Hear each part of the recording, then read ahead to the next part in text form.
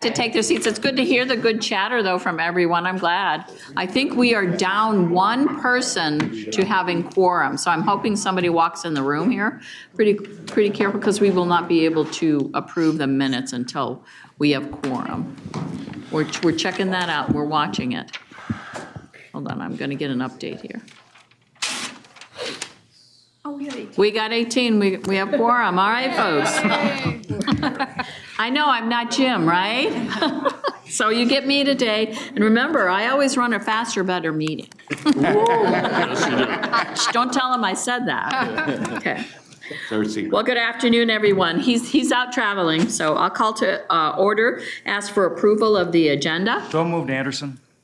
Do I have a second? Second, Bailey. Seconded. All those in favor signify by aye. Aye. Opposed? Motion carries. This time I have an invitation for interested persons from the public to address the Transportation Advisory Board.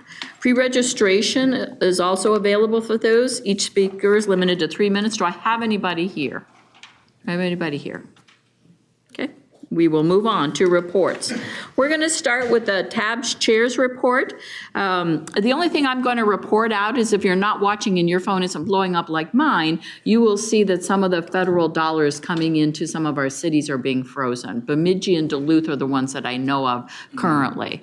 Those are large dollars for large projects. They say they're being frozen, so they're not necessarily taking them back, but those came in to me.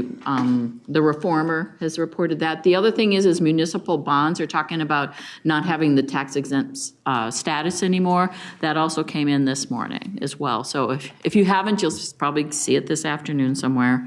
It's coming fast and furious at us, and that's all I know as far as for an update on that. But something to go back to talk to your staff about to see what outstanding things you have. I mean, a lot of times we cobble these great projects together with federal dollars, state dollars, and local dollars to make them work. And if we have to absorb those costs, it'll mean other projects will get pushed to the back burner to be able to pay them, because some of them are down the road long enough, we'll have to keep going on them. So that's all I have to report on that. We'll move to the agency reports. Connie, MnDOT, please. Good morning. Thank you, Madam Chair. Couple of things, as you know, with the legislature going on, there's many issues that affects us and local agencies. Some of the bigger ones, the greenhouse gas legislation is being revisited. The cost participation policy, there's some certain legislation been proposed as far as how much locals would pay or any on MnDOT projects, and that gets complicated. I have my own opinion on it, but I'll leave that to myself for now and see what happens with that. But hopefully it'll be a good conclusion with that effort, and there are many other things too. So we'll see with that.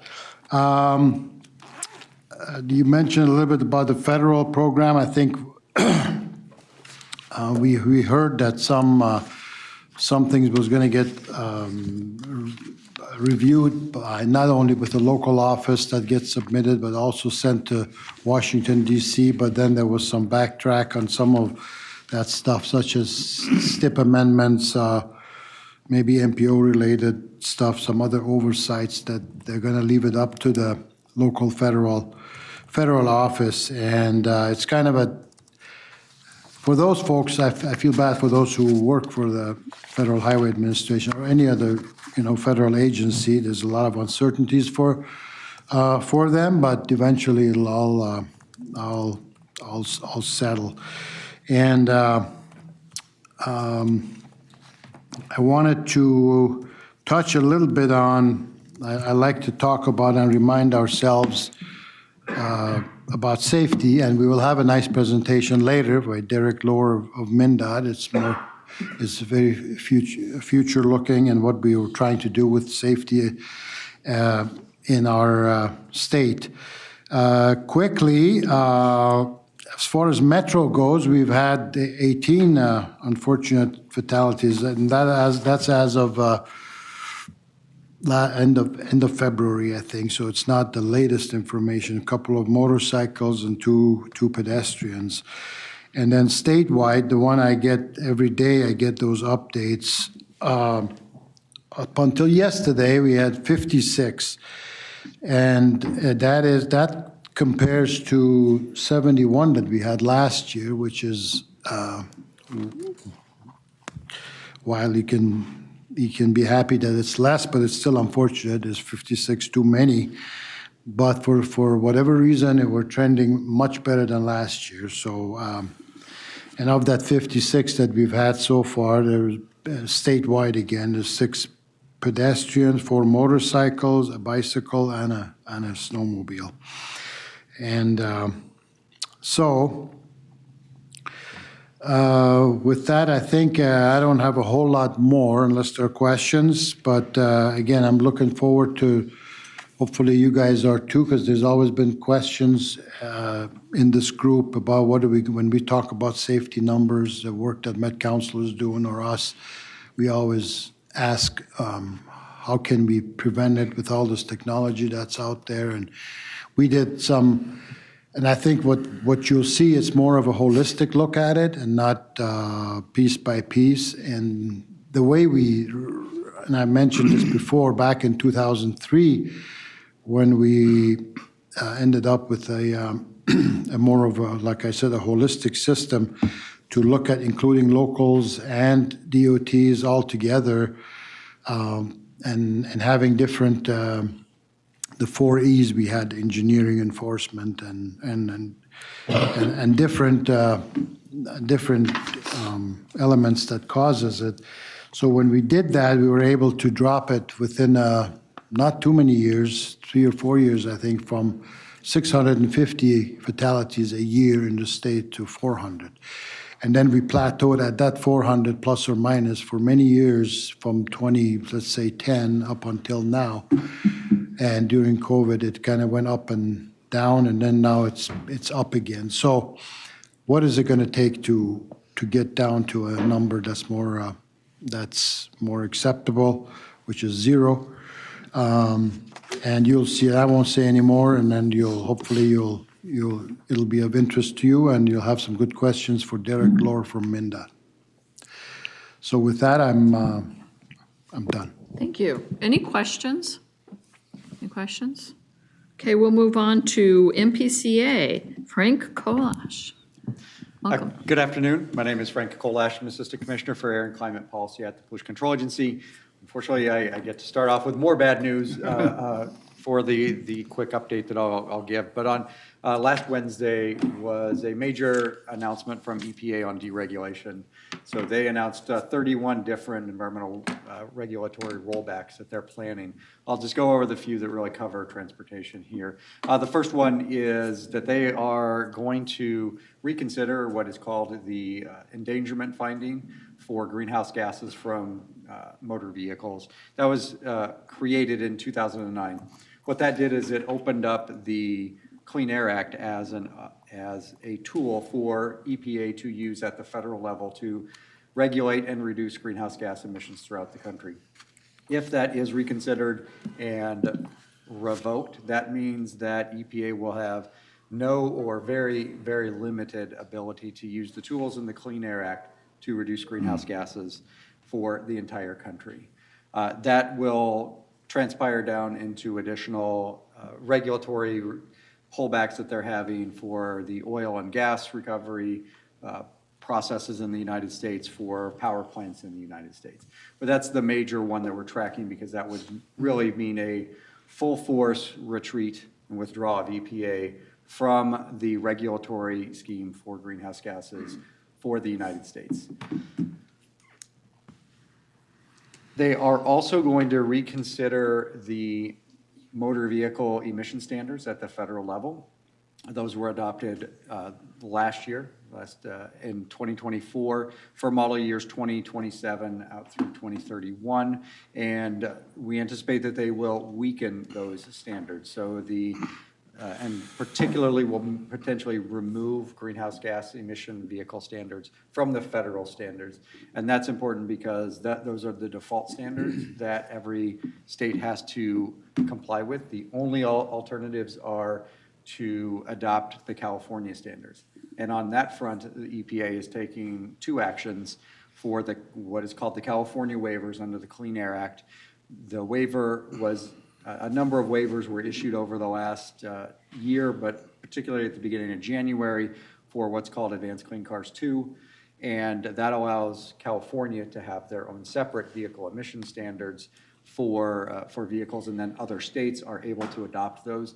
EPA is both reconsidering that at EPA's level for reviewing and basically revoking that waiver to California, so no other state could have these standards, neither could California. They've also submitted those decisions to Congress for consideration under the Congressional Review Act, which, if acted upon, would limit EPA's ability to have those kinds of waivers into the future without congressional authorization. So we're tracking that very closely as well. And what that means is then we would all be subject to the federal standards, and we anticipate those federal standards to be weakened throughout the country for the coming years, and in a possibility until an administration change occurs. They have also eliminated their 30-year-old Office of Equity and Environmental Justice throughout the country.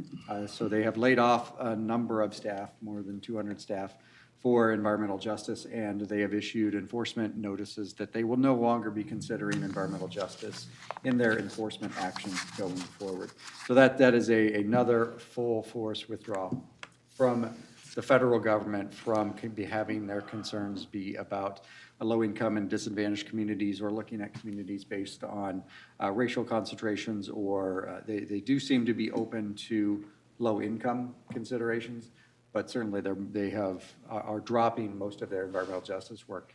And part of that is also flowing down to additional grants, where we are starting to see federal partners, but for us, EPA, on some of our grants, request us to remove environmental justice priorities and focus from our work plans, and obviously diversity, equity, and inclusion work that's identified from our work plans, and threatening the funding if we don't agree to those. So we're working through those. We're working with the Attorney General's office on a number of these items. We'll be active in litigation with a coalition of states on all of these deregulation opportunities as well. But they are substantial announcements. They will have to go through rulemaking. There will be a fair amount of time and work that EPA is going to have to put into this, but the process has begun about pulling really the federal government out of the place of dealing with greenhouse gases across the country.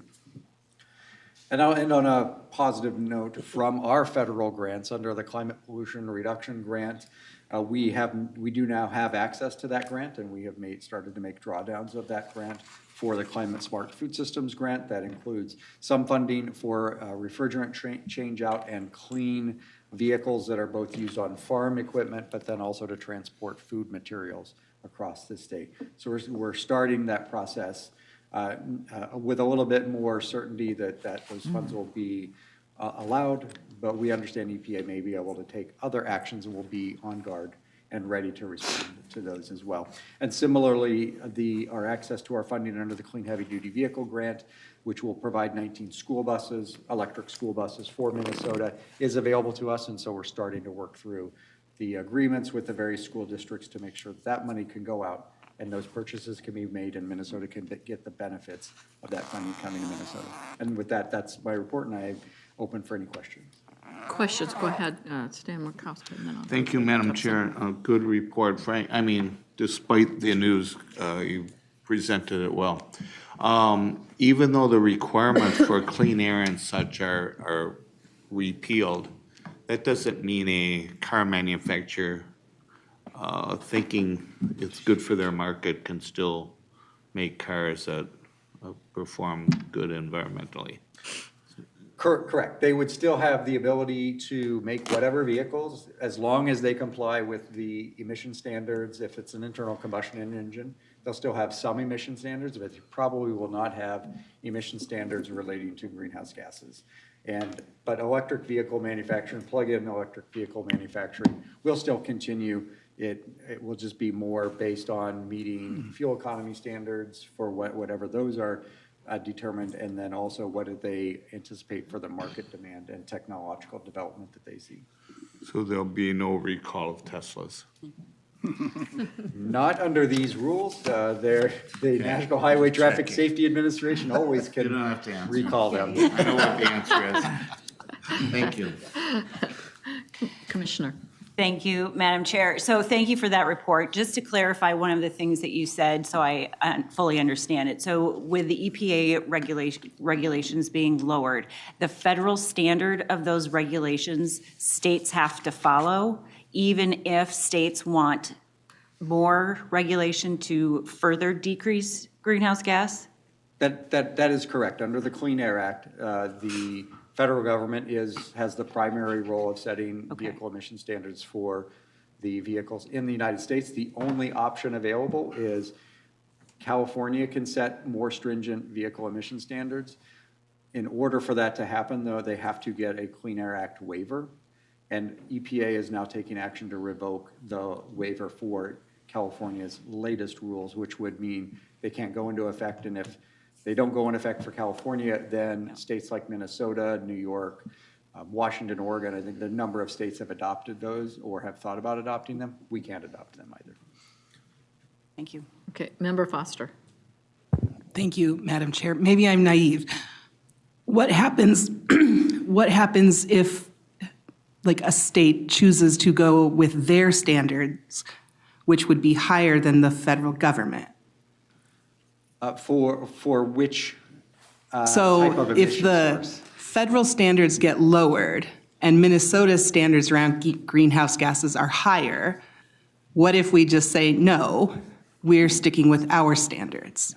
For motor vehicles? then Yeah. That would be a place where we would probably get sued by automobile manufacturers or other groups to say that that's not allowed under the Clean Air Act. For other sources like power plants or other types of facilities that we regulate, we think that we have state authorities independent of the Clean Air Act. But for motor vehicles, the Clean Air Act says EPA is the one that sets those unless California, they grant a waiver to California to set something more stringent. Okay, thank you. Go ahead, Mark. Yeah, I think that probably the clear language is the federal law preempts state law, and so the state law isn't effective. Is that a better way to say it? For motor vehicle emissions, Motor vehicle, yes. so that the federal law applies across the board whether you want it to or not. Other questions? Sobering conversation here. Going on to MAC, Carl Crimmins. Give us some good news. Madam Chair, I'll start with the good news then. The good. I'll hold off on the bad news to the end. We're in the middle of spring break, and as of on Thursday, March 6th, we had 45 to 50,000 people going through screenings. We expect at least 1.3 million screenings through March 30th. And they expect 20 days where there'll be 40,000 above screenings. Terminal 1 is busiest from 5 a.m. to 8 a.m. I think I talked about this last month. And Terminal 2 starts getting busy at 4 a.m. to 5 a.m. And TSA officers are showing up for work at 2 a.m. to get the screening lines ready. So you can see it's quite busy. If you go to the MSP website, you can reserve screening time and up to 7 days before you travel, if it's available, because they're going fast. They only have so many slots available, but you can reserve a time and they'll give you the location and a separate screening line that you go into, so you don't have to get into a long line. And you're guaranteed at 8:45 or 7:34 or whatever time you can pick, you get a guaranteed screening time. So I would recommend, excuse me, I would recommend you look into that. It's on the MSP website under MSP Reserve. The other good news, we're under construction. If you've been at the airport recently, on the out road, you'll see the construction that's going on. They're joining the two halves of the G concourse. They're calling it the G infill. But that construction is going to go on to 2028. But they're going to increase, we have 10 international gates right now on the G concourse. There'll be 13 gates for international travel alone, plus another 7 gates for general use. But again, that won't be open until 2028. And then the other thing about grants, the aeronautical grants seem to be moving okay. We have some, and we've received some funds from the grants at the airport. Discretionary grants are frozen. So I even asked a question about the difference between a grant and a discretionary grant. And I guess the real name for a grant is a formulated grant that you apply for with the government. And those are okay right now at the airport. But if you want to divert some of that money for a discretionary project, you will not get approval from the federal government. Naturally, everyone knows if you get money from the federal government, they're involved in every aspect of your project. So if you want to divert any money, it isn't happening at the airport. All these discretionary grants are blocked. And travel at this time of year at the airport, we're up only 0.5% over last year. So it's not screaming, but we're seeing a little bit lower international travel from other countries. They don't seem to want to come here. So there's less flights coming inbound, especially from Canada. There are not a lot of flights coming in. So we see a little bump in the travel from the international side. But other than that, the airport's busy. We look to be, again, probably 3% above last year when we finished the year up. That's all I have, Madam Chair. Okay, questions? Go ahead. Are you seeing fewer outgoing international flights? No, they didn't mention that. Those flights are going to go out, even if the planes aren't full. They need to go out because the plane needs to get dispersed around the country or the globe, you know. So they'll go even if they're not full, you know. Got it. Okay. Other questions? Go ahead. So Carl, middays are not as busy, you're saying? Yes, it's always Got better an to 11:30 travel. Flight on Friday, I should be okay. Yeah. It's always better to travel later in the day. If you're going early, you're going to, you can see the bar graphs. It's just like from 8 a.m. to noon.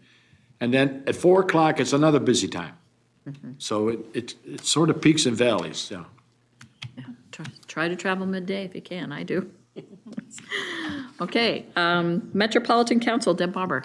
Thank you, Madam Chair. I'll open a quick, just a little bit about some of the federal funds because there were some questions, and I'll check with Charles if he can fix anything I say wrong.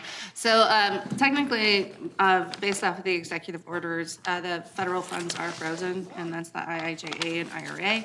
We're really waiting for future guidance, and that's, I did look at the former article, and it just referred to projects in Duluth and Bemidji, so it's not necessarily new action, but the locals our entities are trying to figure out how to manage those situations.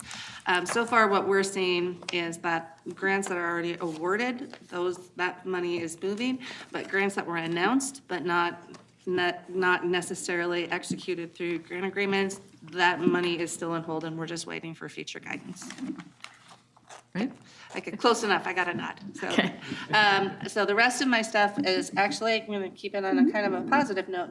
So the first thing is we did find out today, actually, that FTA and FHWA did notify us by letter that the TAB and council is officially certified to continue our MPL work, so that's very good news. So that is a very late add to things. And then we've got the Gold Line is opening this weekend, so very exciting stuff. So that is Saturday, and there's going to be a ribbon cutting at the Woodland Park and Ride in Woodbury at 10 a.m. But there will be community events at both the Woodland Park and Ride, but also Sunray park and ride from 11 to 2. So if you get a chance, come out, ride, check it out. I think it's a really exciting thing. I know there's a lot of our partners on the east side super excited. So, and I asked for nice weather, and it's not going to be freezing because every Gold Line event's been really cold so far. So it's going to be lovely. So I think it will be a good day. So very exciting news. My last thing in my report is, see, I've got my iHeart Transit employees. So this is Transit Employee Appreciation Week. So I've been out at bus garages and out on stations, platforms all week, trying to thank all of our employees. So if you're out in the transit system, give an extra thank you. Just tell them whether they're an operator, one of our trip agents, somebody cleaning a platform, all of that. All of those things have to happen for our system to work. So give extra thanks to everybody, and maybe use it as a reason to go take a transit ride if you don't usually take a transit ride, just to give that extra thank you. It really does mean a lot to them. Questions go ahead. Thank you, Chair, and thank you for the report. I'm going to be there for the Gold Line, hopefully with the ribbon cutting. I live in Minneapolis. It's going to take a while to get there, but hoping to be there at 10 a.m. A specific question about the IRA and IIJA funds, and I'm thinking about the regional solicitation. Are any of the regional solicitation projects funded by those sources, and are they impacted by this freeze? I'm going to phone a friend. Charles, you're going to tackle that one? Go ahead. For the question, Charles Carlson, Executive Director, MTS. The regional solicitation project funds are formula dollars that come to the region that we award through a regionally competitive process. So they're not subject to the same scrutiny as the discretionary grant programs are. And the only thing I'd add to the council member's report is that it's really a project-specific review that is occurring for certain items under the executive order. So projects may be advancing. It may not be a full sort of rulemaking process that needs to occur before they can advance, but they're doing, in some cases, project-specific reviews. These would not be the case for, at least as we understand so far, formula programs like projects selected through the solicitation. Elaine, do you have anything to add? I did get an email from MnDOT. There are 2 projects that we have solicitation funding on that may lose part of their other federal funding. One is Carver County's Trunk Highway 5. They had a $25 million grant that from another source that is pending. And then there was one in City of Plymouth that has $15 million on the line. So they may have to come up with that local funding. But our solicitation funding that's on it is fine. Go ahead, Connie. Yeah. Correct. So the one in the City of Plymouth is a raise grant. The one in Carver County is a rural. Those very specific programs. I cannot validate this information. I think this is still something we're still learning about. Like Plymouth was, the city was told that they could execute the grant, but they'd have to actually sign another thing saying that the money could be rescinded at any time. So I don't, as to, they said this is all happening in real time. So yeah, exactly, that look.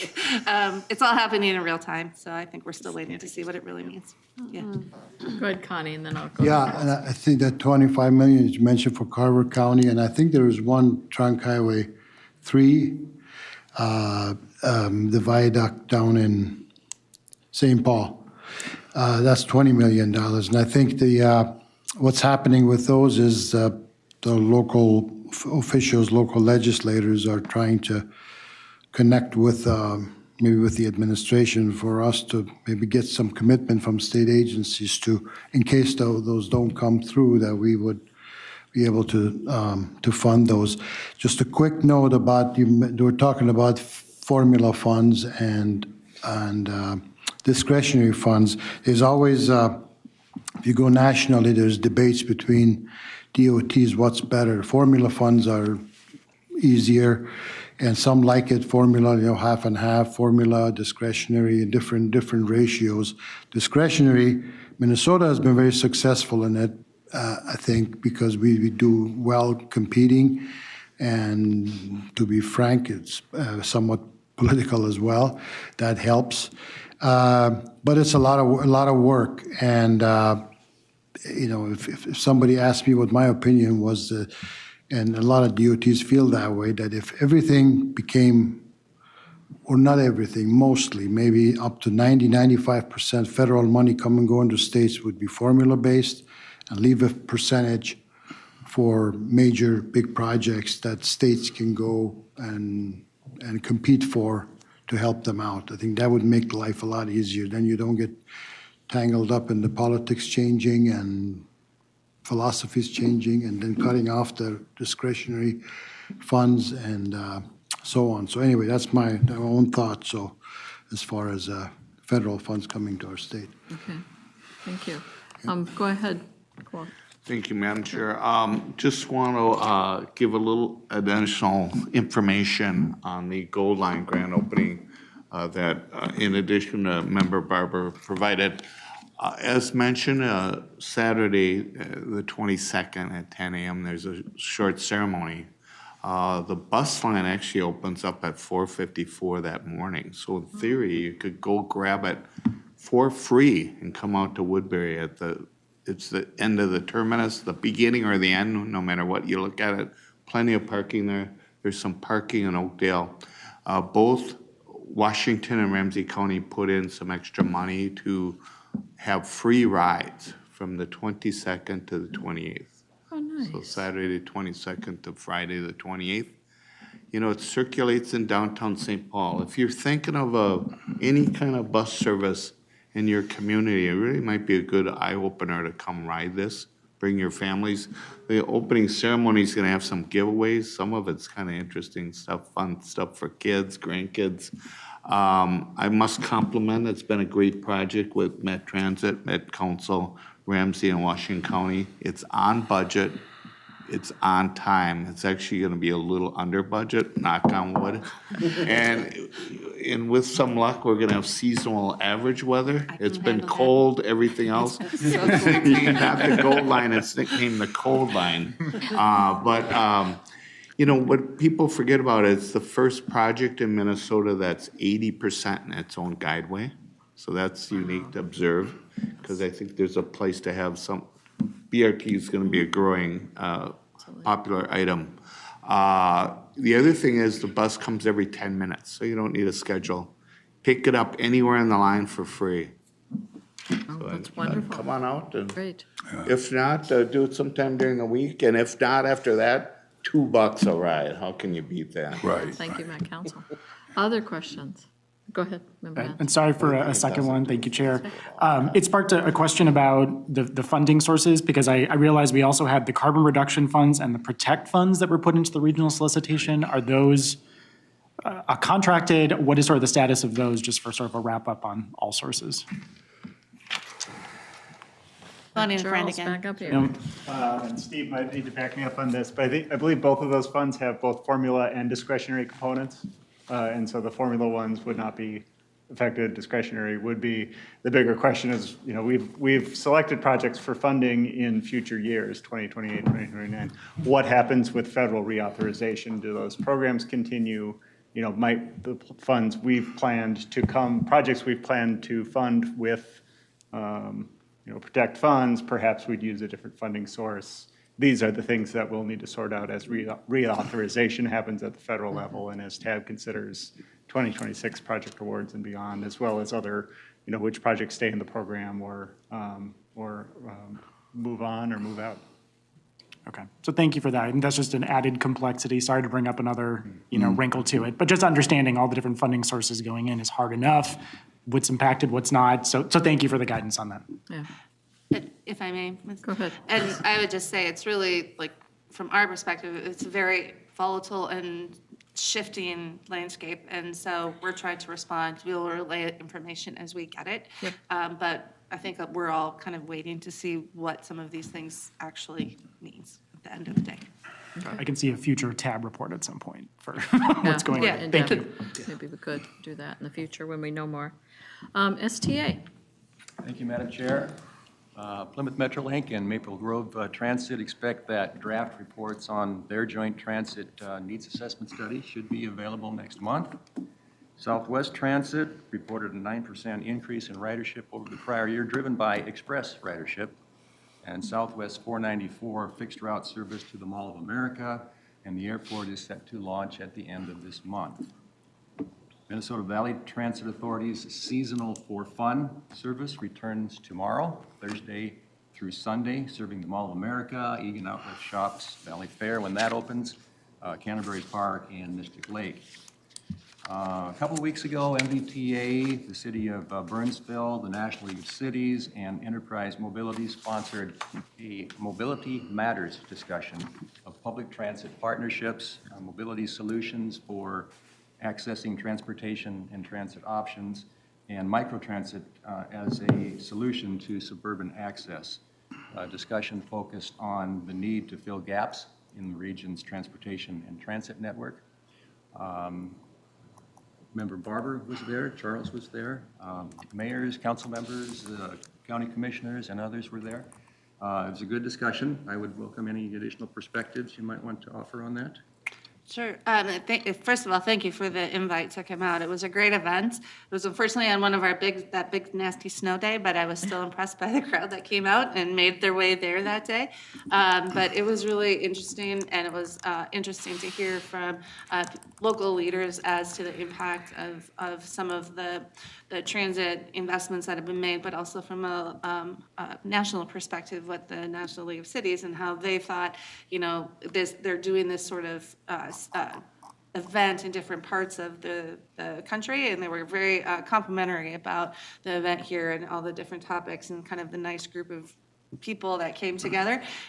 We had Wendy Duran from our group talked about TMAs and some of that, and MVT, I got a chance to highlight their Connect service, and so some of these really unique things I think that we do in the region got a really nice national platform. So I thought it was great. And it was noteworthy enough that the president of the National League of Cities, Steve Patterson, the mayor of Athens, Ohio, was there and spoke. That's nice. And acknowledged what we're accomplishing in the region in terms of transit and our transportation system. I understand that the MVTA presentation that was made at the event may be available to tab as an informational item within the next few months. So we look good. forward to sharing that. Thank you. That's really helpful. Questions? Really good news. That's really great to hear. The TAC report, Molly, you're up. Welcome. Thank you, Chair Patel and TAB members. I'm Molly McCartney with the Minnesota Department of Transportation. I am the TAC Vice Chair. Joe McPherson is not able to be with us today, so I'm here for a very quick TAC report. We did not meet at the beginning of this month, so there's nothing to report out on our last meeting. I know Steve has some updates on the regional solicitation coming up later on the agenda. Here for any questions if you have them. Any questions for our folks? I think we're going to have a bigger meeting in April about some of this. Okay, thank you. Thank you. Appreciate it. We move on then to the approval of the minutes of February Anderson. 19th. Did it get seconded? Second, Hubbard. Okay, it's been moved and seconded. All those in favor signify by aye. Aye. Opposed? I just have an amendment to change my name. It should be Mai Chong Zhang, not Mai Zhang Chong. Oh, they've got it switched. Yes. Okay, just make that correction, please, and make sure it's corrected in our list, too. Okay, thank you. Thank you. Any other corrections or anything? Nope. Okay, so we will move on.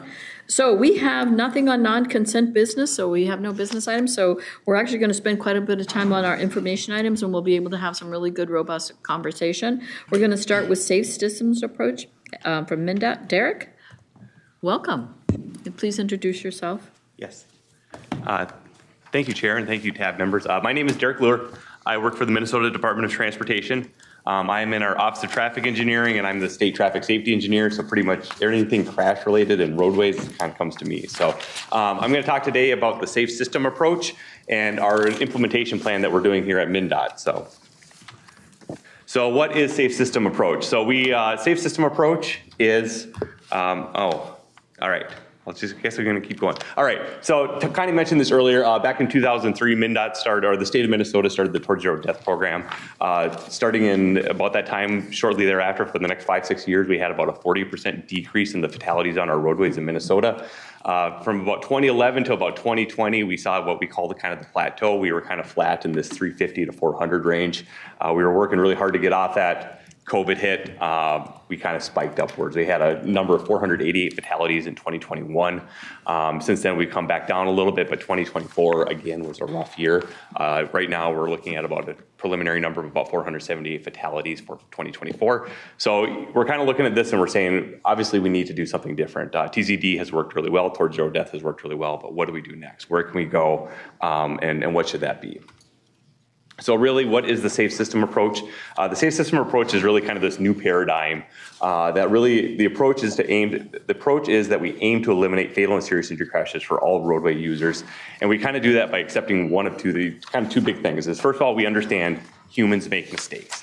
Everybody who drives on the roadway, everybody who does pretty much anything in life makes mistakes. Rather than just trying to educate ourselves or shame people into not making mistakes, we say, hey, we accept that people make mistakes. What can we do to make sure that when they do make those mistakes, the impact on the human body is tolerable and we keep those at tolerable levels so it doesn't become a fatal or serious injury crash? So really, looking at the safe system approach, we try to look at it as there's kind of 6 key principles that we look at. And the first one is, make sure I have these all laid out. Nope, I don't. All right, so the first one really is this idea that I just said, death and serious injuries is unacceptable. That really anytime we have a death or a fatal injury, a death or a serious injury on our system, we have failed. We gotta look at it that way. The next one is we understand humans make mistakes. So that's one of the big ones. Responsibility is shared. No one agency, no one, no set of roadway agencies and no set of sheriffs or police enforcement or EMS is going to solve this problem on their own. We have to work together to do this. The next part is safety is proactive. We want to get into a set where we are trying to improve the roadways before crashes happen. We are trying to arrest, DWI offenders before they have a crash. So we're trying to get into this mindset where we're proactive rather than reactive. This next one is really that humans are vulnerable. We are squishy, right? We can only tolerate so much energy absorbed into our bodies. How can we manage that energy when there is a crash that it isn't absorbed by the human body, but absorbed by other things? And then this last one is redundancy is crucial, that if something goes wrong, we want something there after that mistake to make sure that that incident isn't as harmful. So we try to make sure there's redundancy in the system. We're not relying on one single component to prevent a crash from happening. The next part is this idea, these are the elements of the safe system approach. We just kind of came up with this new wheel. This is MnDOT's own branded wheel. We just literally got this approved. Actually, it might not even be approved, so you haven't seen this yet. But really it's this idea that in order to have a safe system, we really need these elements to all be working together. And the first one is safe road users. So we need pedestrians, we need drivers, we need all the people who use our roadways to be using that roadway safely. We need to design our roads safely, so safe roads. We have safe vehicles, and then we try to manage the speed on the system. It's not necessarily trying to get the slowest speed, but try to manage the speed at the appropriate speed. And then the last one, when all these things have failed and there is a crash, we have the appropriate post-crash care system in place so that we can get the right people to the right hospital as quickly as possible, and not just the closest hospital, but the right hospital. So there's a whole system behind there too. So the safe system approach uses this idea of, remember I said redundancy is crucial. We've kind of used this idea of what's called the Swiss cheese model, and you might have heard about this in public health. It's this idea that we have multiple layers of any given thing to make sure that we ultimately don't get to that failure. So if you look on that bottom one where we have all the cheese slices and everybody got through, that's where we have failed. Somebody has somehow gotten through every single one of those holes in the cheese slices. So a good example would be you got a drunk driver who's not wearing their seatbelt, who's driving a truck that's maybe a little bit outdated. They're driving at a high rate of speed. They go off the road, they hit a tree, they're killed, and we don't have anybody there to either identify the crash or we can't get the person to a hospital fast enough. We have failed. That person has died. That was not a necessary. Nobody needs to die on our roadways. What the safe system approach says is, hey, what can we do as a roadway agency? So what we do as MnDOT, we would say, the driver's still drunk, the person's still not wearing their seatbelt, they're still driving an old truck, but hey, they go off the roadway and we have removed the trees or we've made the cross slopes more safe. The person just goes off into the ditch and the car gets stuck. Officer comes along, picks them up, throws them in the drunk tank, Still a bad day, but you know what? The person hasn't died. We have now built some redundancy into the system. They have hit that cheese slice and they bounced off rather than going through the hole because we have removed the trees out there. So it's this idea of building these layers of these redundant layers of protection. And we've kind of said here, the DOT, let's try to make our Swiss cheese slice a cheddar cheese slice so that we don't have the holes there anymore. So when people use our system, they don't have to die on our system. So. Some people have asked before, how is TZD different than the safe system approach? The TZD, we've kind of said this is our state's cornerstone traffic safety program. This envelops everybody, EMS, enforcement, education, and engineering. We're trying to create a culture where fatal and serious injury crashes are unacceptable. And we try to implement effective strategies proactively, so that's been a big part of TZD, but we try to get everybody all working together.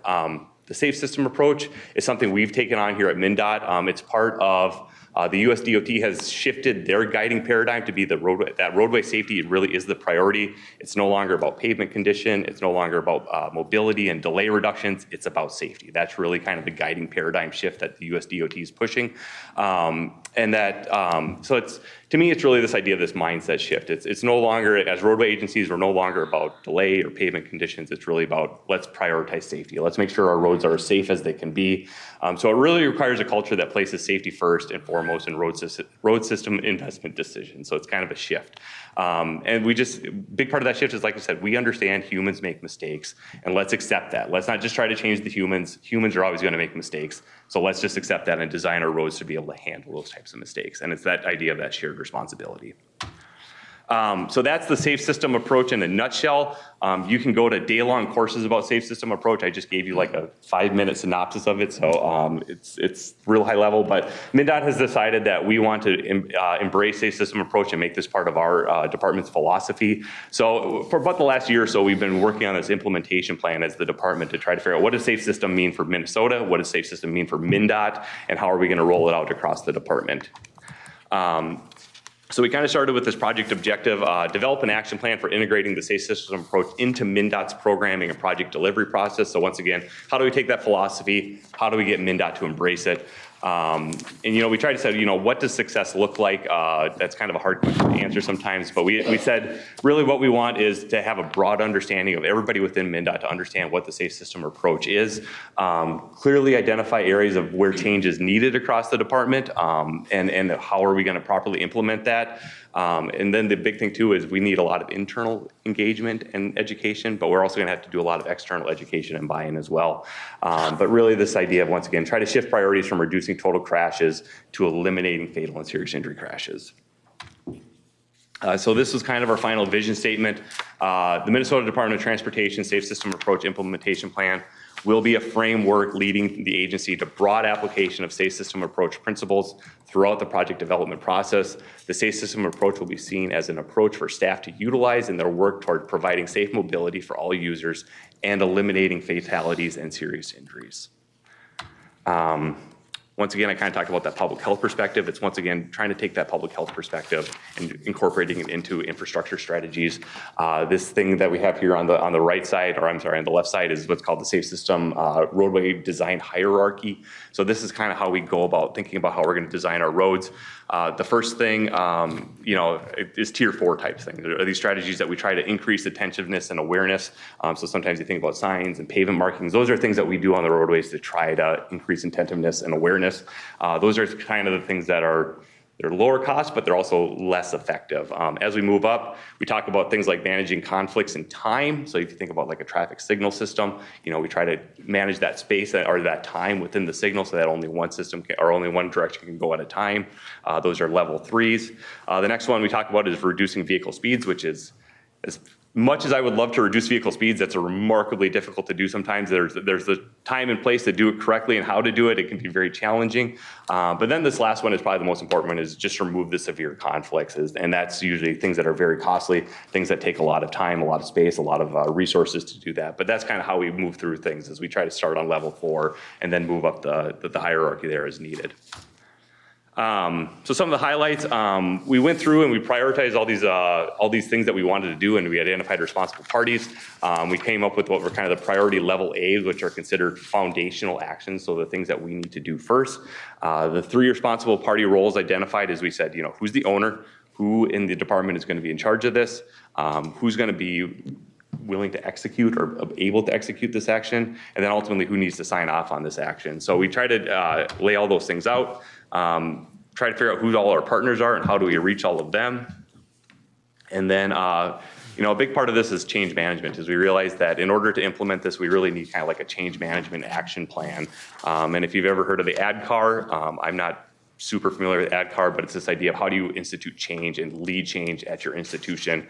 And there's kind of a good process for how to go about that. And we said, this is probably the next thing we need to understand and lead to get SSA implemented across MnDOT. So just kind of some things, just so I give you guys kind of some ideas of what we're talking about when I say, what are we trying to do? Formally adopt the safe system approach as the agency-wide approach to traffic safety. Integrate the safe system approach into our standard operating procedures and practice, and then ultimately try to identify those leaders and champions within the department throughout the agency who can lead this. There's a whole bunch of these. I mean, I think we have like 100 recommendations for what we want to do. But some of the other ones were like develop a robust tiered traffic safety training program that's both internal and external to MnDOT to try to get people to understand what we're doing and why we're doing it, and try to center that all around the safe system approach, principles and elements. And then ultimately, too, kind of like this next one was develop and publish MnDOT Safe System Approach of Policy and Implementation Tools Library online resource. There's a lot of information out there. It's kind of scattered all over the place. Can we just get it into one place and have it as a good clearinghouse? Leverage technology to aid in the implementation, establish innovative approaches to promote safe system approach best practices and successful projects and or program level implementation efforts. So really kind of the idea is if we have really good projects that we think worked really well, try to highlight those and get other people to be aware of them. These could just kind of go on, but kind of the big lessons we've learned on all this is that change management is really going to be crucial in all this. Speed management was one of those things, but every time we talk to people out in the public, whether they're talking MnDOT, anywhere we talk, people always talk about speed. Speed is so important, but speed management is such a critical element, but it's also really hard to manage and control as well. One of these things is we found out too, we thought this would be kind of quick and easy and we could kind of go about this pretty quickly since those of us who are in it and in charge of it are so passionate about it and want to see it happen.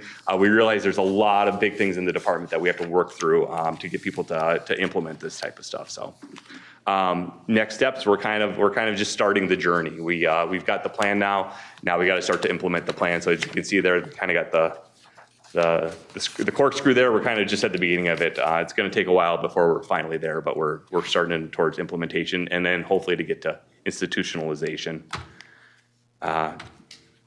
Yep. All right, so next steps, we're going to review our policy and funding documents and establish performance measures.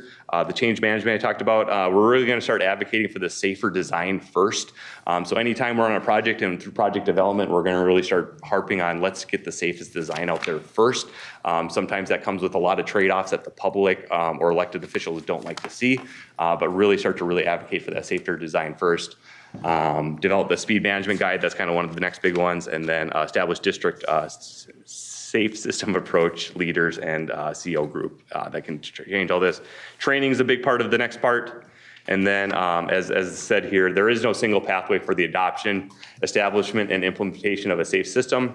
Moving to a safe system is a learning by doing process, best described as a journey which presents opportunities, hazards, and challenges along the way. And that's from the Zero Deaths and Serious Injuries OECD document back in 2016. So that was really fast. I went through a lot.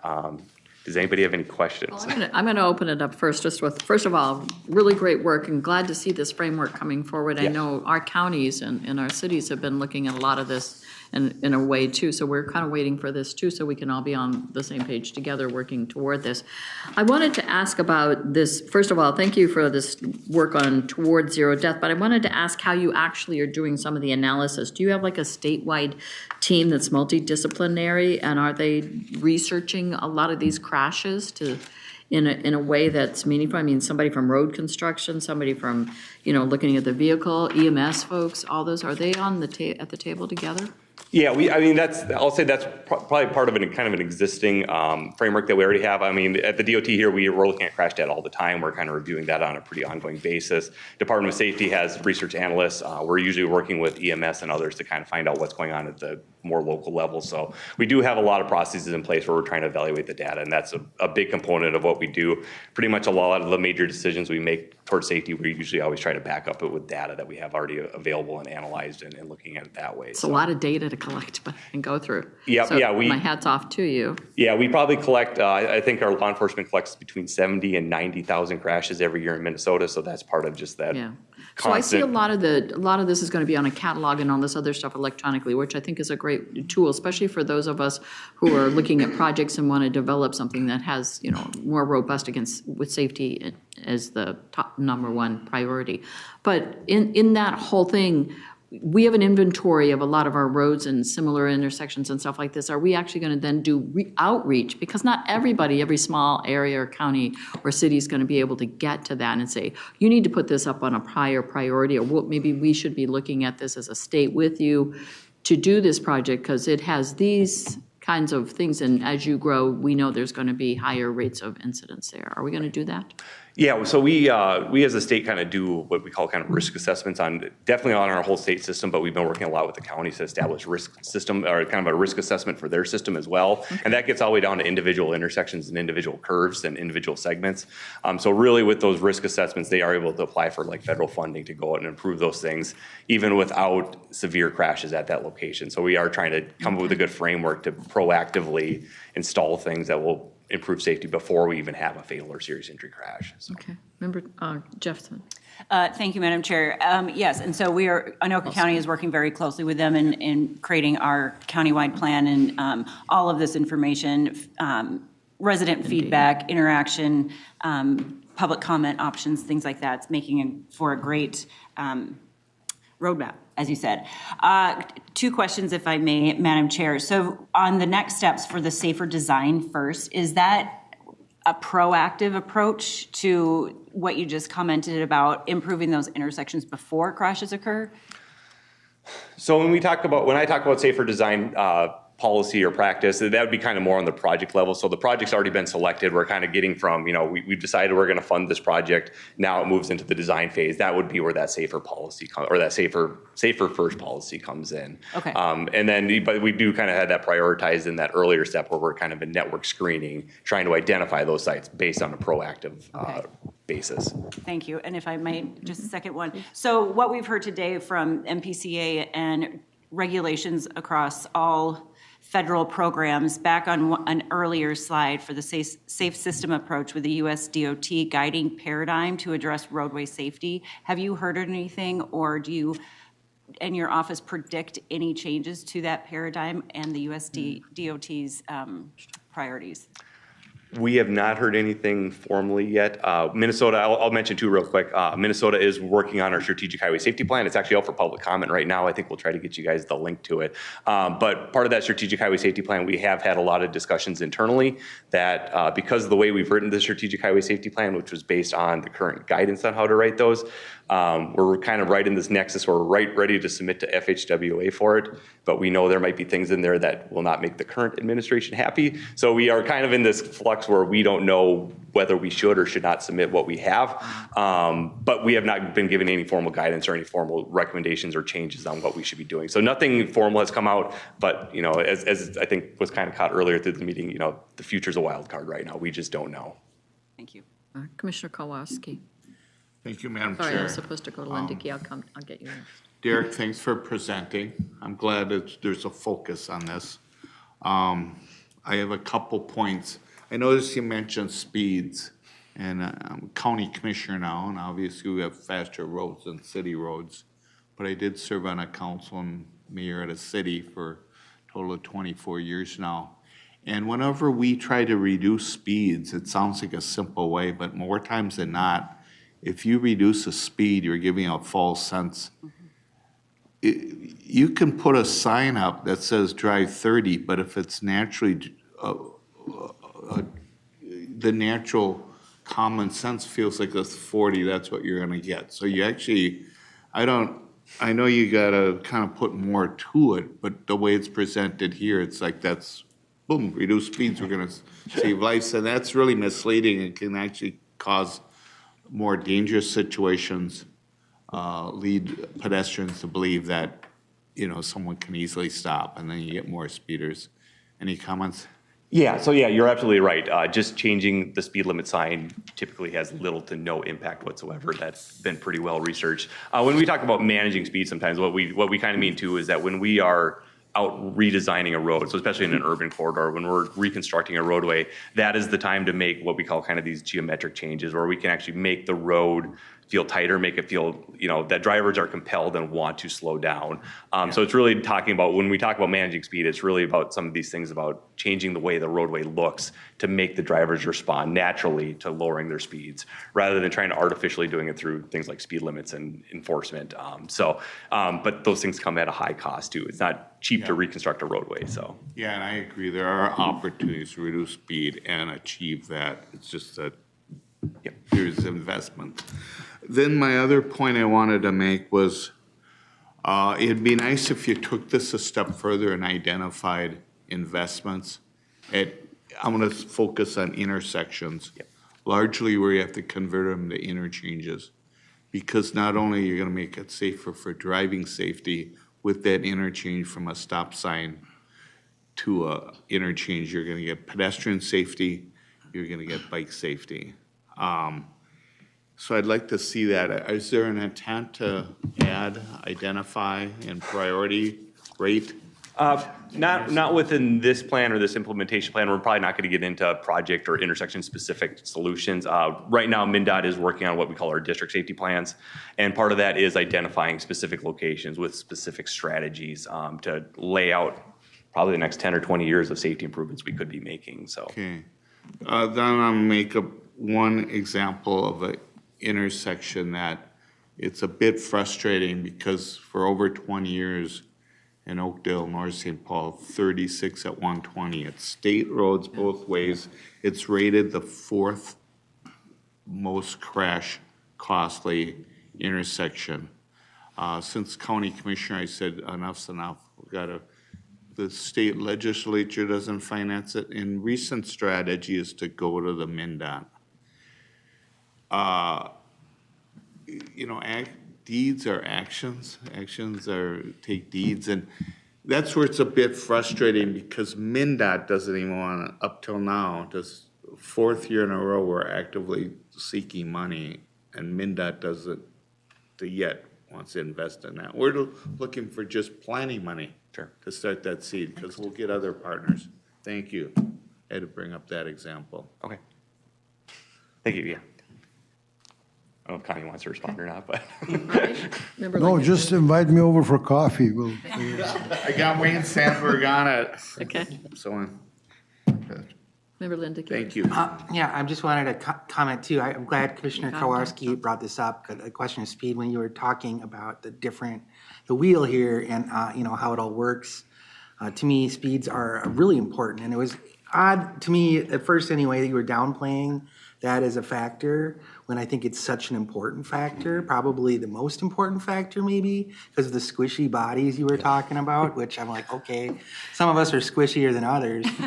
But to me, speeds are really the critical thing. And I'm glad that Commissioner Kowarski asked that, because there's a different way of thinking about a grade separated limited access situation and one an urban MnDOT arterial road, the ones in St. Paul, like Highway 5 or 3 or 51, are such problems, deadly problems for people because of the speed. And so when you're saying cutting down trees is good, I was like, that's the old mentality from the 1950s, that wider is better and safer, right? But really in the city, it's not true at all. And so anyway, I wanted to just push back on that narrative and framing and maybe urge you to come up with a different metaphor. But yeah, I think MnDOT is seeing what you're saying, is that you can take opportunities to slow down traffic. And especially, I was reading about Highway 65 in Minneapolis and some of the plans for that, which I think are really encouraging, what MnDOT is proposing. Maybe not everything, I got some notes, but it's definitely going to be safer for people in that part of Northeast Minneapolis, where you have so many folks living right on the street that MnDOT has been controlling for a century or whatever. So anyway, speed should be a big priority. So don't undersell it as a solution for a lot of these urban streets that we're talking about. Member Doe. Hi, thank you for your presentation. I'm a little bit more aware of the Safe Streets approach in terms of like more of a design philosophy of the roadways. Has there been any consideration of an educational component to increase the awareness of all roadway users, such as like revamping the driver's education in addition to the Safe Street approach? Like, I know we're all humans, we make mistakes, I make mistakes. I think being aware of one's mistake will probably help improve the outcome of future incidences. Sure. I think there's been a lot of work done to try to educate drivers on these types of things. And, we just did, I think we did 20 workshops statewide talking about traffic safety and talking about safe system approach to local and city county engineers, county and city and local engineers. It's hard though to reach everybody with education. We try our best, but I think we've heard the stat, if you reach 1% of the population with your education campaign, that's a really good education campaign. So it's something, if we could get the word out and spread it as best we could, I would love to. We just know it's a challenge. And I know there is some talk about updating the driver's education manual if might be in process even, I'm not sure though, so. Yeah, that's a really interesting question. We really appreciate that. Member Johnson. Thank you, Chair. So first, I will echo Member Linda Key's comment about the urban context for state roads. I think there is sort of the assumption that if you're in a more rural area, of course you make sure that someone just go in the ditch and they gently slow to a halt and nothing is harmed, no one's hurt. I think that is different when you're in a more urban context, because I don't want to say we can't have nice things by the road because someone might crash into them. I think there's a definite tension there. So I just want to name what Member Linda Key was saying. The specific question I have is sort of how this integrates, and this just came up very recently, and I think this is such an important thing to sort of embed this culture change about how do you think about safety in everything MnDOT does. And the example that came up last week was I saw a detour for a MnDOT project that said, take the bike and ped users of this route and put them on a busy street that has no infrastructure for that, and it was just sort of this like, how is this possible? And to my mind, because I've been in these situations before, very different context, but just the idea of having someone in the room who would just say, well, what about bike and pedestrian users? What about them? And I think that's such a missing voice in a lot of these conversations, just like, what about safety, in everything that's being done? So culture change is hard. I just want to put that out there. So thanks for initiating this process and getting that done. But just sort of the weird moments where it's like, is there nobody who walks by, a road that doesn't think like, that would be scary, because I talked to some people who, use that infrastructure. It's a 3-week closure and their response was gasping. I can't believe MnDOT would have that. And so, it's going a different direction to get that on the radar. But, again, having that voice in the room is really important. Just say like, that doesn't seem right. Can we talk about it? And empowering the people to do that, or having that question asked about, have we talked about safety in all aspects of this project, not just the infrastructure, but like the detour while we're building something or doing something. So great first steps on this. I'm looking forward to seeing the integration, because there's such even small bore examples right now we could just do some really good work on. So thank you. Oh, thank you. Yeah. Good comments. Okay. Jepsen? Thank you, Madam Chair. So I just wanted to comment on what Member Doe was talking about with the education component, because I think that is essential that we get to children even before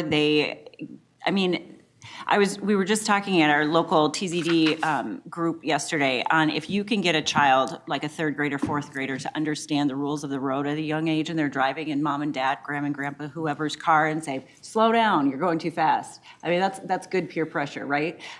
So at the local level with the TZDs, those groups are really focusing on education as well. But additionally to that, the Advisory Council on Traffic Safety is also really robustly talking about that educational component, and there we have a driver's ed rep who is on that group with us, and there's so much in that, including the culture conundrum that you were talking about, because after you're 18 years old, you don't have to take driver's ed.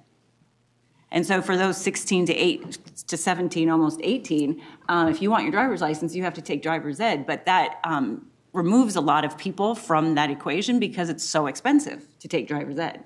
And so you have so many kids who are going to start driving at 18 that don't have any education whatsoever. So we are definitely looking at that, trying to figure out driver's education for all, at all ages. But again, there's an expense to that, the funding for that. But I know that education is a huge component about that. But I also want to comment about the speeding conversation. And I think from conversations that we have had, speeding is an essential component to the severity of the crash. In almost every situation, speeding is the biggest component. But that is the least thing people can control unless we create roundabouts, unless we forcibly make someone slow down. So for me, speeding is the one that is the most important, but the least controllable. And so getting people, like Glenn, you were talking about the culture shift, the change, and just getting people to make sure they care about other people's lives and not just themselves. I think that's part of what we need to do as a culture, just to reduce the speeds and make our roads safe for all. Okay, thank you. Member Hubbard. Yeah, along the lines of Member Doe and Jepson, I think with the education policy, you can point towards success programs. Through my community in Chaska, we had a roadway project that ran on our State Highway 41. It's a state highway that runs through a main street of a downtown buffered by a river. What we found was that we had a 4-lane road. Drivers were driving too fast. There were no turn lanes for left or right. And so there were a lot of fender bender crashes, but even some more serious ones. And so some innovative solutions and design work needed to be involved in that. And it was a process that took over a decade. And the concept was to reduce one of the lanes on each side to create the left and right turn lanes, but also put an underpass, pedestrian bicycle tunnel. One of the things that we found with that in partnership was that the design really lent to traffic calming measures that helped with roadway safety. But one of the other things was with the necessity to do kind of an educational, to get rid of people's preconceived notions. There were a lot of citizens in our community that were really apprehensive about the project. It took a lot of political courage and will in order to kind of stay the course, because the idea of eliminating a lane of traffic on both sides through a main street that is a state highway was something that was really controversial to a lot of people.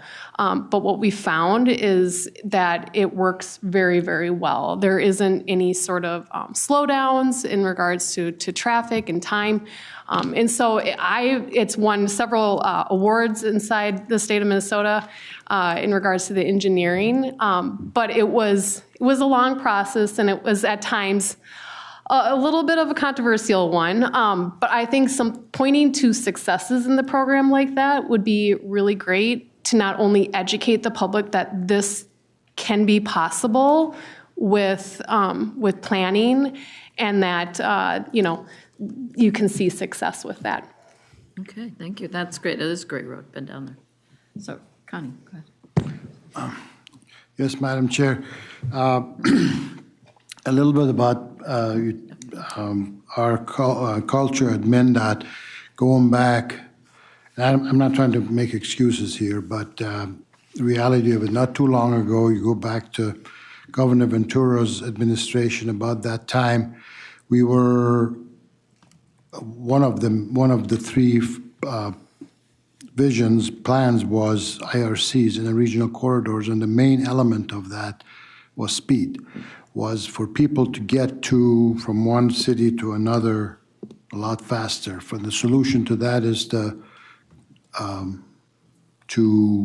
not to increase speed, but get rid of stop lights, stop signs, and things like that. And before that was even more than that. And that has maybe its place for people, because people want to get to places faster.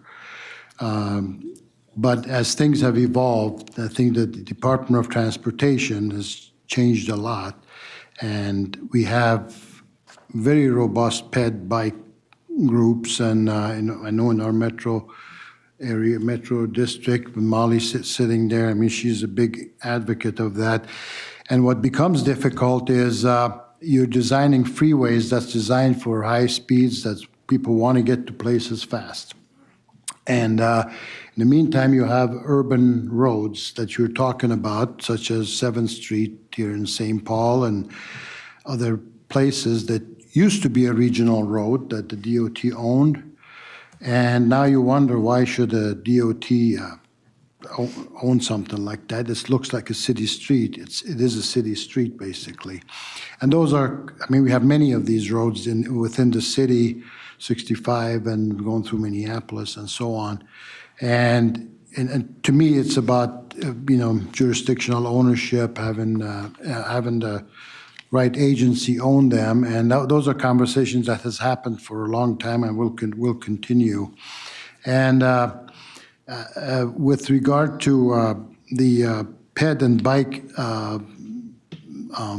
priority and for people for it to be part of our plan as we design things and look for it more, and that has evolved, and I think we are getting much better, and with the help of our local agencies where it impacts them, we're doing much better. But I think going back to the education part, and I think I've mentioned this before, having been born and raised in Europe, and for those of you who've traveled there, you know for sure the country of Germany, and I don't know about others, but my guess is that's true too, where bike and ped have the priority over cars, no matter where. Not on the Autobahn, of course, but when you go into the city street, the car will yield to a bike and a ped. And I think that is something that older generations like me have to get used to, that because my car is bigger doesn't mean I have the right to go through. But I think it's an education part of driver's ed, and they have robust driver's ed education. They won't let people get driver's license as easy as we do in this country.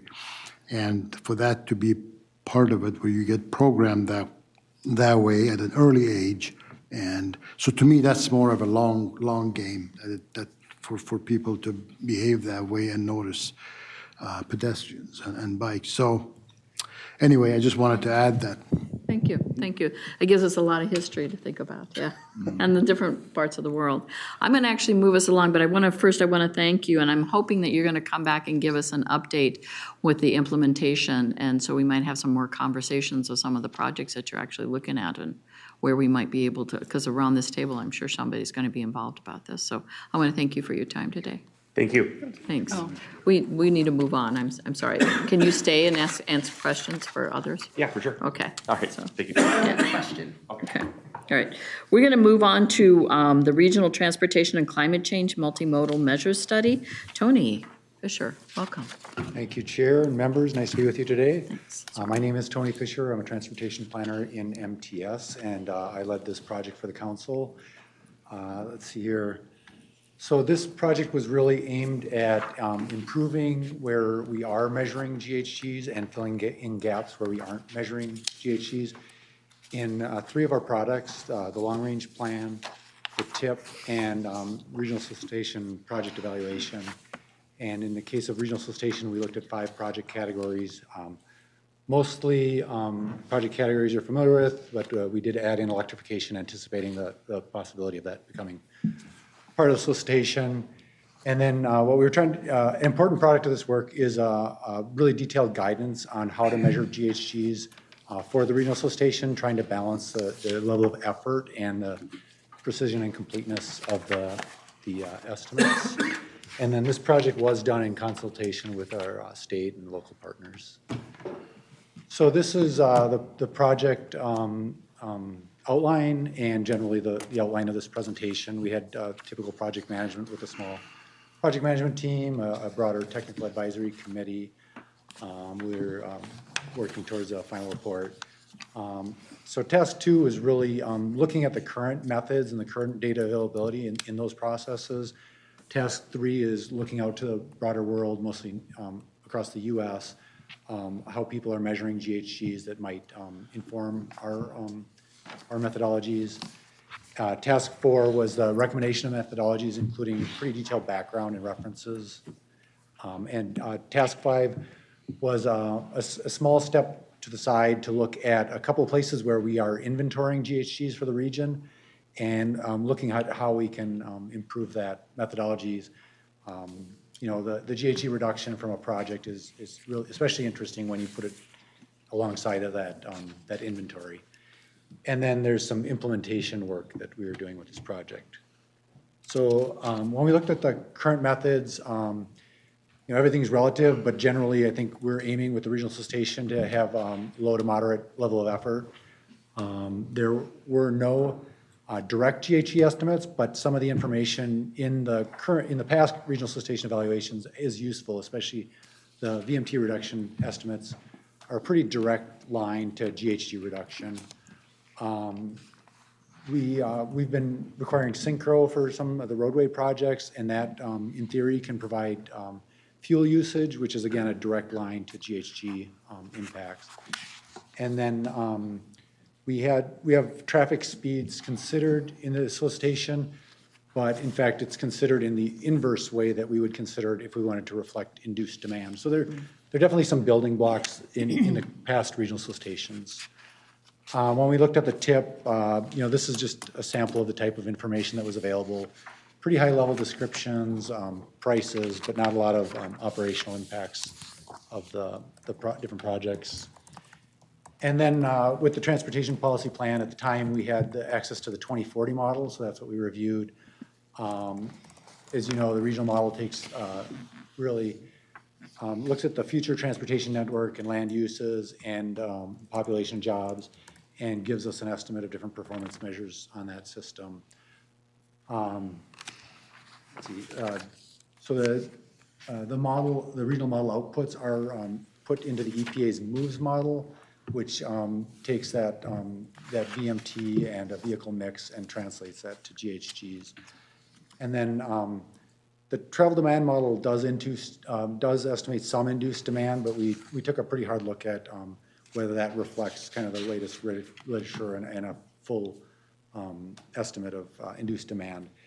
And construction impacts are not reflected in the regional travel demand model.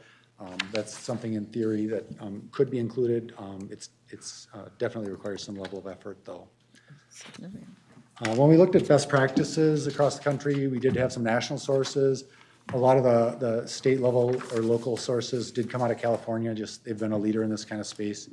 So this is a sampling of some of the things we looked at, including MnDOT's recent carbon reduction strategy. And then some of the things that we're thinking about when we're looking at these different methodologies.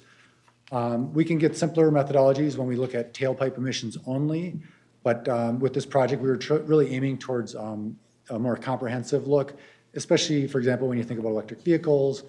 We can label them zero emission vehicles. Obviously, there are emissions that are a lot of times come from the production of that electricity. So we need to really look at that comprehensive life cycle of vehicles. There are different methods that really look at an estimate of before and after activity, and there are other methods that just simply apply an elasticity factor to the current conditions.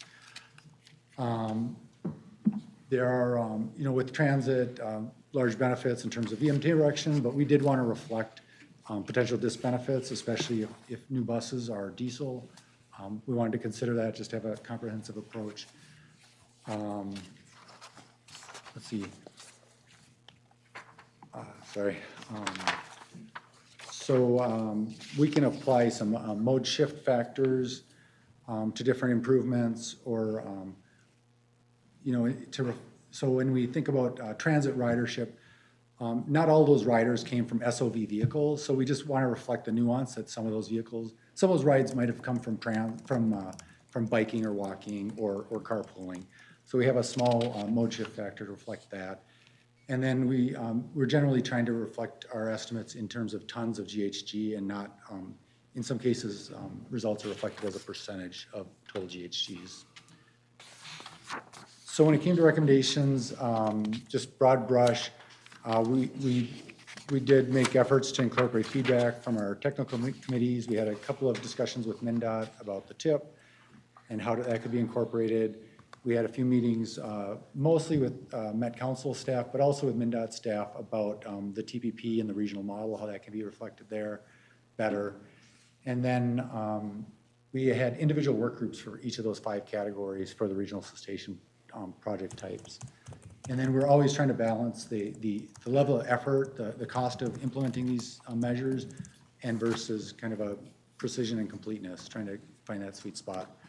I mentioned that we're trying to account for a well-to-wheel emissions impact, so really a full life cycle impact of different potential investments. And then I touched on that we want to capture not just the benefits of a lot of these projects, but also the disbenefits, so that we have a fair comparison.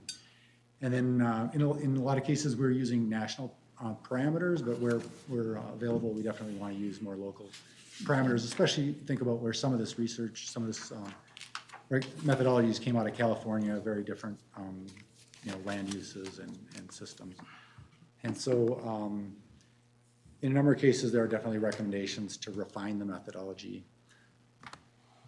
So for the TIP, I mentioned that we did a pretty thorough induced demand comparison that found that the regional model is really reflecting about half of the induced demand effects, and mostly those short-term impacts, and less so reflecting kind of the potential land use changes and things like that.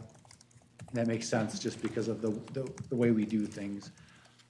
We did have a recommendation to update some EV forecasts. Just there've been a number of changes, even over the last couple of years while we're working through this.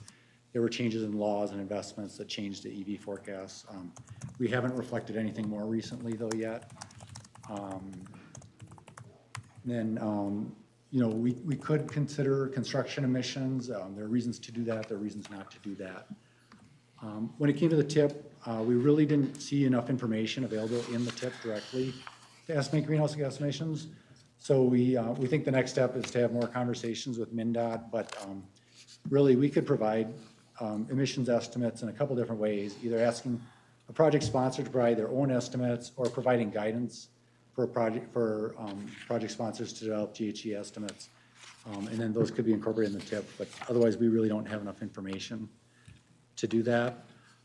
I'm going to gloss over the details of the regional solicitation, 5 categories of project types, the recommendations for how to measure GHGs, but just mention this online tool that we're developing and to really implement a lot of those measures, so that trying to manage the amount of workload for project applicants and council staff.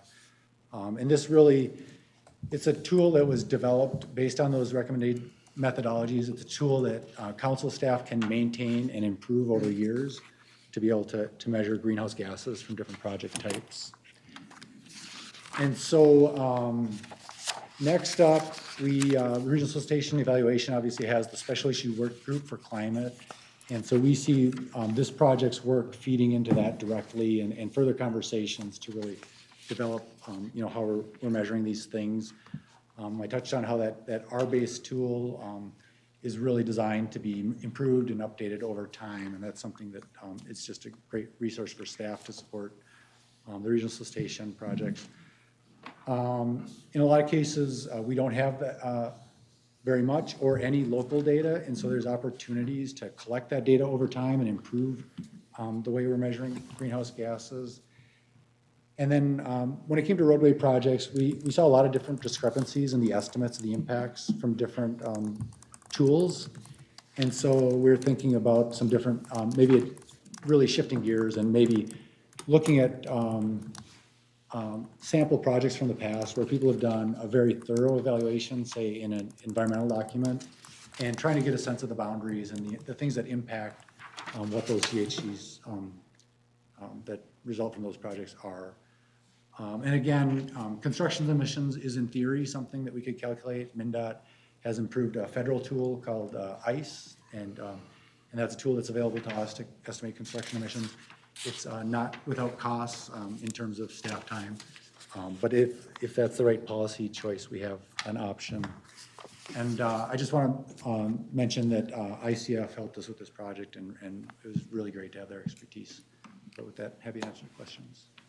First of all, it will be interesting to see when this model is finally cooked and ready to go and everything. But my biggest concern is you're adding another level of something for people to do in their projects. And I think some smaller municipalities already struggle with getting these kinds of projects scoped and put around and the dollars that it costs. Is there going to be technical assistance for some of those folks to be able to use these new tools? Yeah, Chair and committee members, we definitely had an eye on that throughout the project, that we wanted to manage the level of effort. And I think there's still some opportunities in the way we implement the regional solicitation for the next time in terms of just what, there's opportunities to manage that still, but the tool was developed to really accomplish a lot of that work. There are some data requirements, and most of those are meant to be pretty easy, but yeah, some of them aren't crazy. Yeah, where there's not data, that's going to be really difficult for some of our folks, and I would say that that's probably in some of our smaller, more rural areas. Where I think they'll struggle. So I have concerns. Other questions around the table? Any hands? Okay, well, we're gonna want an update once this thing's up and running. So I think we'll see something in the future. Thank you.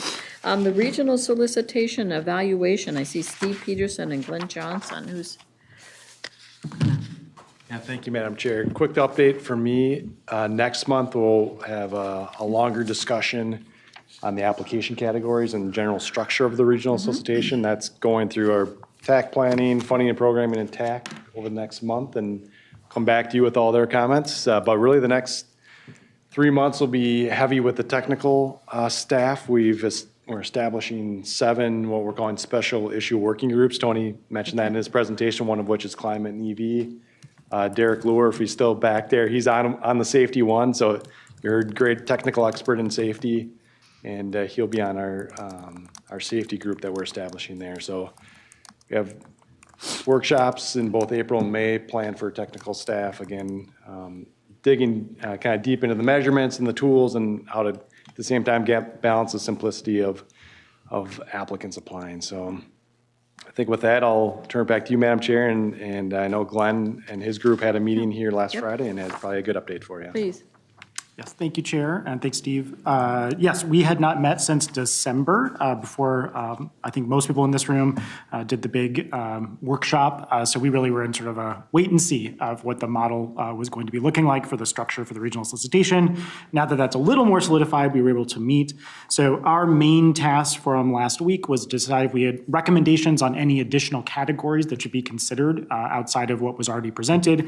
And so one was a very firm, we want to see non-infrastructure included, and we're agnostic on whether that's funded by the active transportation sales tax dollars, although I think that's very likely, but we definitely want to have the non-infrastructure included, which could be planning, it could be quick builds, there's sort of an array of possibilities within that, and again, that's just something that we want to have considered, and it's going to flow. My understanding, if the details are wrong, Steve, please jump in, but our recommendation now will flow into the technical side, and they're going to be looking at it at whatever groups there are, and that will be part of the further presentation coming down the road.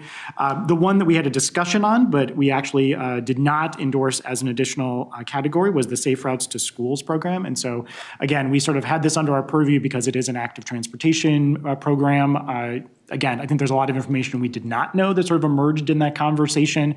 One being that pedestrian projects and safe routes to schools are sort of similar, but a little bit different for some of the labeling. So I think we were sort of caught unaware on some of the nuances for differences. So no recommendation on that one. However, we did request further information, and whether that's to our work group, it's a broader tab conversation. I'm sure it's going to come up in the policymaker work group next time. So those are the main updates there. And then we're planning on meeting after the April tab meeting so we can react to what has been decided, or at least commented on at that point for the structure, and again, lots of technical expertise happening, so we'll continue to be reporting back.